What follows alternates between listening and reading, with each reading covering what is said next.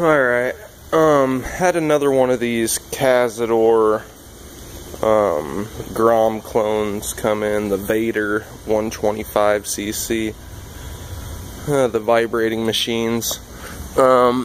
This kid brought it in, said that it was draining the battery. I've heard of this happening on these things. And he also brought it in, and if you would turn on the blinker, it would actually pop the fuse.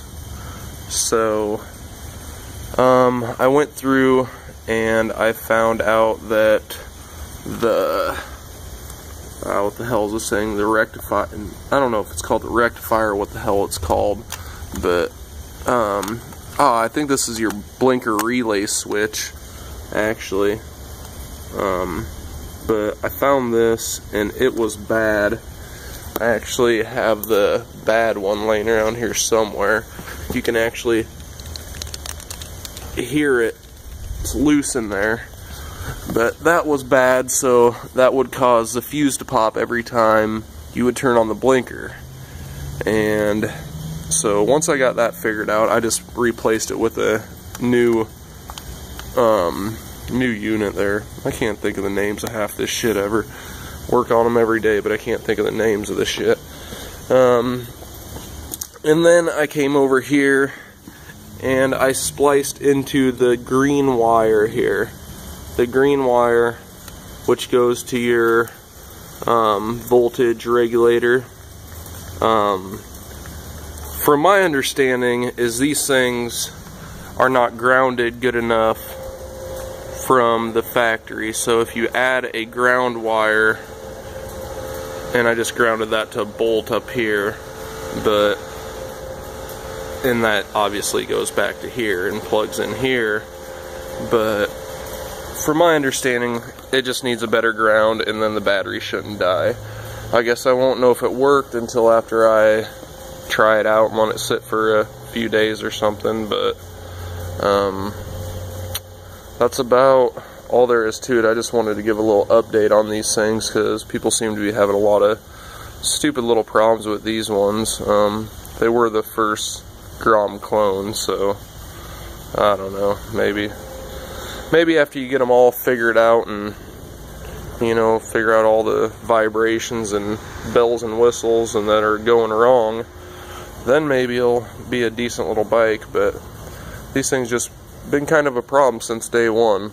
I guess we're not going to be carrying them no more, but here's what it is. I just want to give a little update on these things. I always talk about their shitty carbs and how they vibrate and stuff. I mean, don't get me wrong, they're not a bad bike for the price. I mean, they even got a pretty decent little coilover setup on it that none of the other clones come with, but their clutch seems to grab a little harder than some of the other clones, but I don't know, they just vibrate too much for me, and I don't know, they seem to have issues from the factory right from the get-go.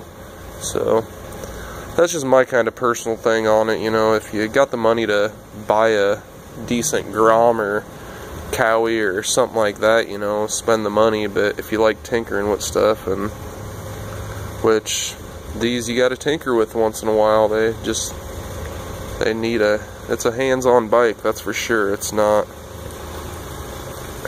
just ride it and never have to do nothing with it. I got buddies that got Groms with 5,000-10,000 miles on them. They ain't never touched the things, you know, and I got guys like these that have, I don't know, we'll see how many miles this guy has on it. I mean, he's got,